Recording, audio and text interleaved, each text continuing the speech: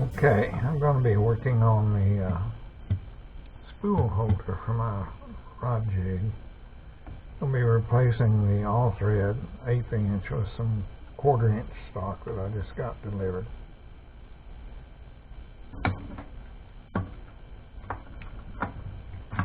So, I guess I'll unscrew this.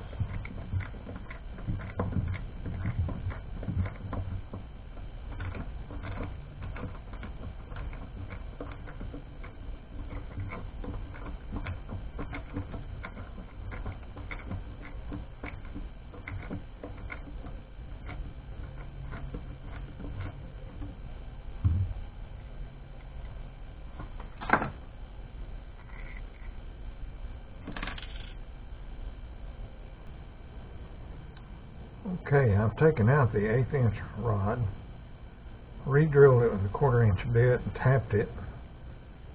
Now I'm putting the new 1/4 inch all thread in here and sizing it to fit the biggest spools that I use.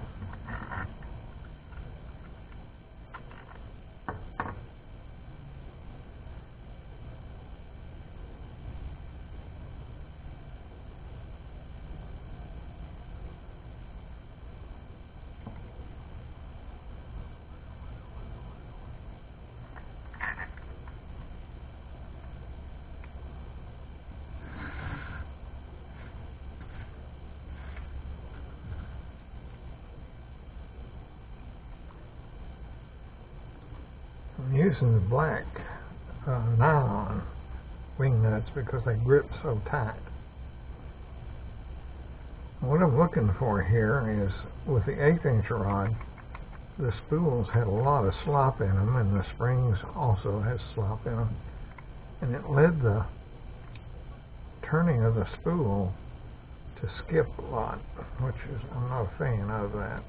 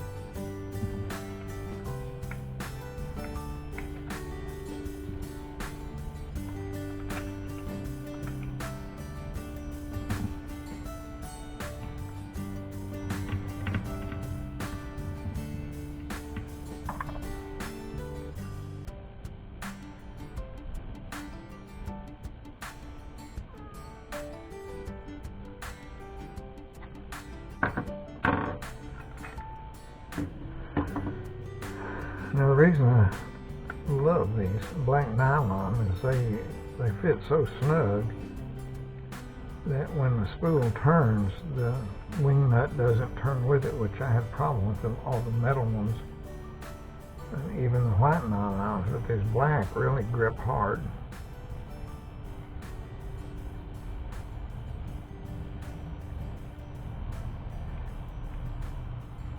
So that's real smooth. Even when I'm cranking it down, it's smooth as everything. And that is such a big change. But like if I was turning that spool, wrapping a rod and that spool was turning in this manner right here, the wing nut on the old style would slowly back off on me. And if it was turning this direction, that wing nut would slowly tighten up on me, which is just as bad, maybe even worse. With the new tensioning rods, these little rods right here, and a smoother action with this new tensioning bar, I ought to get some real good wraps. Looking forward to that, especially building my new rod. I'm excited.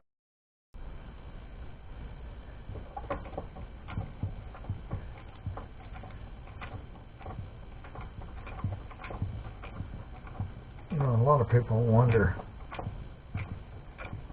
why do you build your own when you can buy them so cheap nowadays on your rod jig here? And I say the same reason I make my own lures. I have the satisfaction of building things. You know, it's just a self-satisfaction you work for. You know, like when you have a job and you work hard and you get a raise, there's just a good special feeling there. You know, I've bought many rods and I spend a lot of money on lures and stuff. The primary reason I do it, I had a doctor tell me a long time ago. He said I was having trouble with pain in my stomach and sternum area. I went to see this doctor. I think his name was Slaughter. If I'm not mistaken, he's an ex-police officer. And I said, "What's going on with me, Doc?" And he said, "Don, you're in the early stages of getting an ulcer." I said, "Good grief, man, what are we going to do about that?" He said, "My suggestion would be for you to get rid of stress, because what I see is a result of stress." And I said, "Well, how am I going to do that?" He said, "Well, I don't know. That's up to you. You know, go fishing, man. Do something, but quit stressing out." And I did it. I followed his advice. I bought a bass boat and started fishing, and I haven't stopped since then. It's been, wow, probably 60 years ago. And even in retirement, you know, I'm just not made to sit around and watch television all the time. I do like watching television, especially YouTube. But I get so much more out of coming out and building a rod rack and taking some of the old rods and rewrapping them, and some of the broken ones, fixing them, and even making me a new one. And building my own lures and stuff. And what I find is there's no better way to get rid of stress. Just pure and simple. Well, let's move on and see what else we can do on this jig.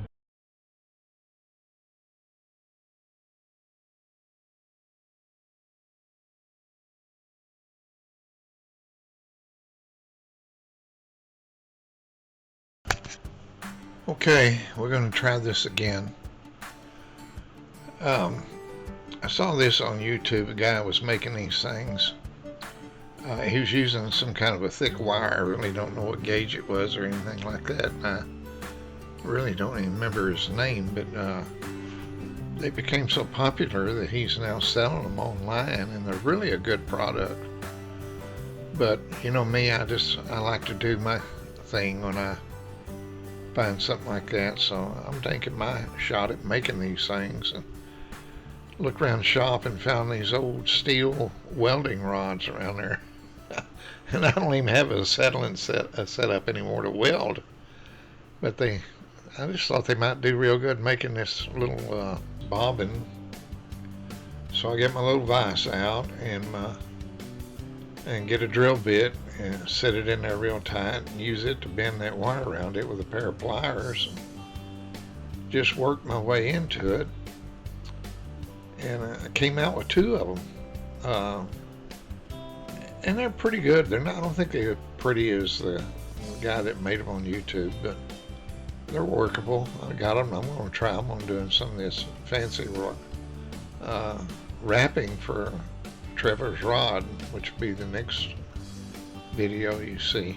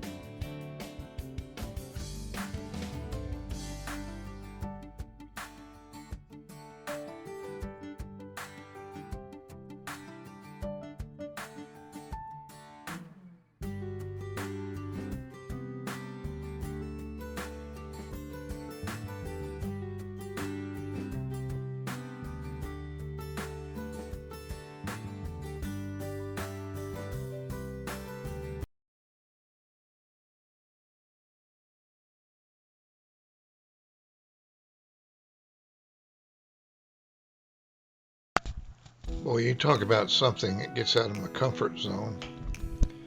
I really like watching these guys do what they call weave wrapping. And you have to use a loom because you use multiple strands, like 120, 150 strands of string wrapping thread. So what I'm going to do is take some ABS countertopping that I have and form it with heat and try to turn it into a loom that you attach to the rod and put some foam in it and slice it and set it up for, I think, about 80 threads is what I'm going to do. And I want to try and build the ham bone insignia on my rod when I build it. And like I said, this, folks, is way outside my comfort zone. But we'll put it together. Shouldn't be too hard, but putting it to use is going to be a little bit more difficult, but we'll see, won't we?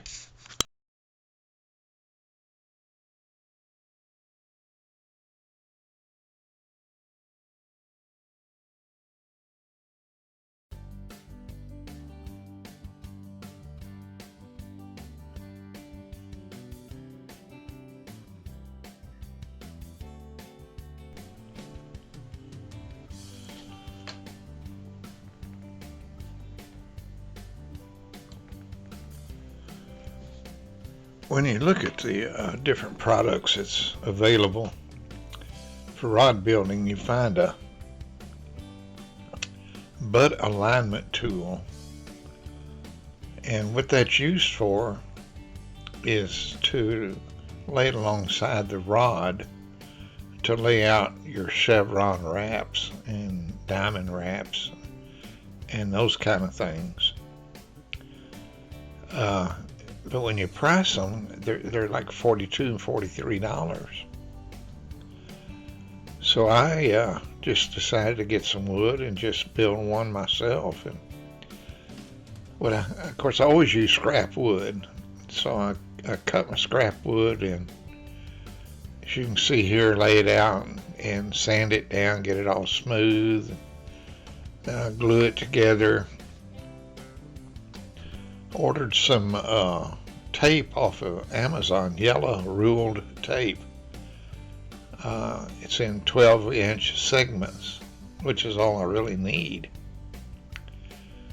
So I put these pieces of wood together and form a little cradle to hold the rod, and then all I do is just clamp it to the rod and mark out the different positions that for the intersections of the thread when you're wrapping and crossing. And I take the tape and just tape it along one side there, and it seems to be working out real good. I'm real happy with it. I put some clear water-based polyester or clear coat, and it come out pretty good. It's not the same quality of the plastic one that's made for $42, but it'll do a real good job. A lot better than me just trying to use a tape measure.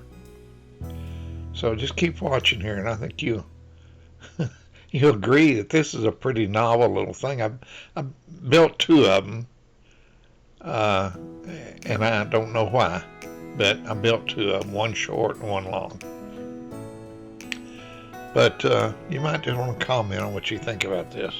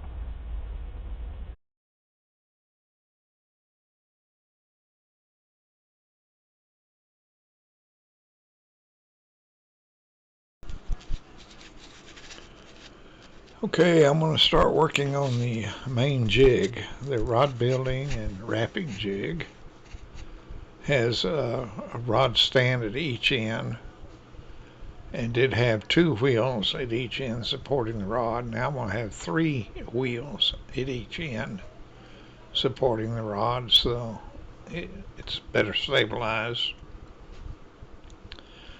I'm going to split the existing aluminum mounting brackets that hold the wheels, and I'll be putting one section of that aluminum bracket on each side. That would spread the wheels wider, and that would help the clamps to hold and stabilize the rod much better.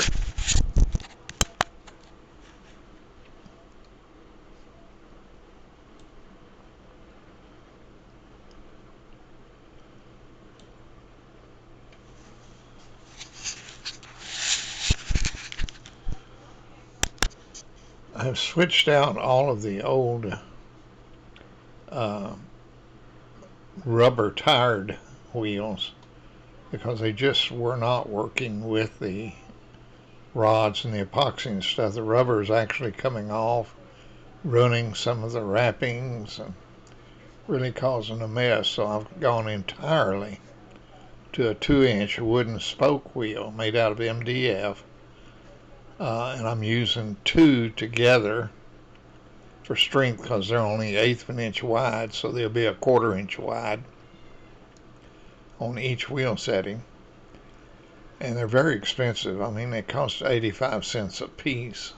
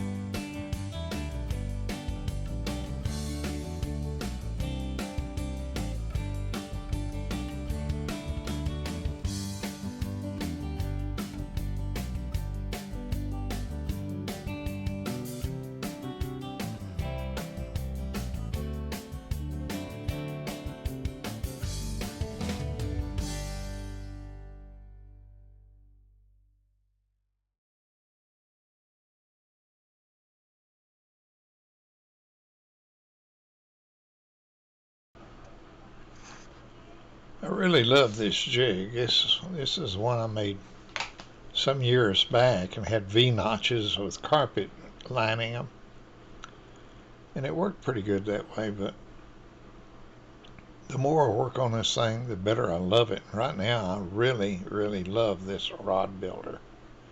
The wheels all work good. They balance real good. They're level. They spin easy. The clamps hold the rod perfectly. One will do the job. There's 2 to secure it even better if I need to. And whether I'm disassembling a rod, by stripping it, whether I'm building a rod or just wrapping a rod, this jig has just worked so great for me. I love this thing.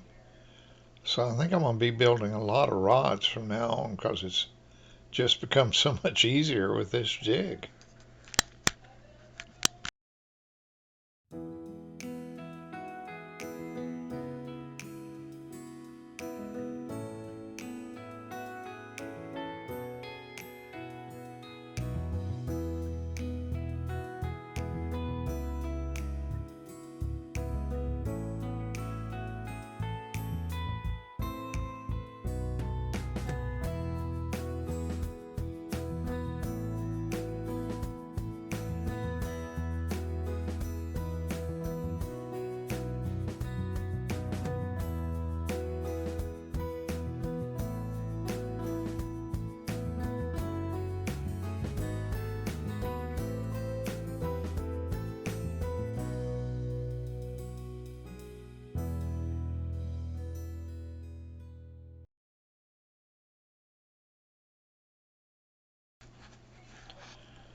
I'm not going to be painting these new mounts right now, or these new rod supports right now, because I'm thinking about changing the color scheme on the whole jig.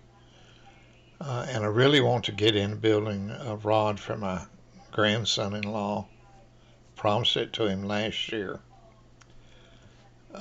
So I'm going to go ahead and build the rod without painting anything right now. After I build the rod, then I'm going to come back in and do a new paint scheme on it. I don't know. It may still be black and yellow, which I'm very fond of, but we'll just see what I end up with. But no paint right now, just bare wood.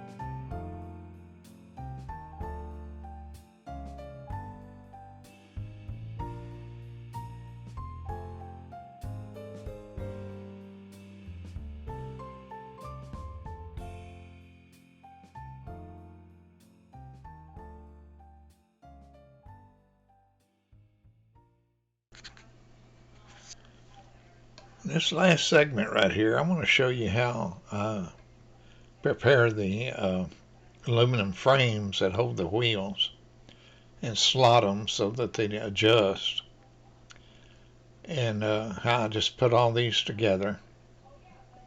They're all made the same way. The rod holders on the jig are the same as this remote rod holder. This is the one I use when I do the long beach rods. I got some tarpon rods that are 10 foot. I got a couple of longer spinning rods. Gosh, they might go 12 foot. But with this remote roller, it's going to work out fine, whatever the length is. So just watch me as I put this rod holder together. You can see how it all comes together, wheels and all.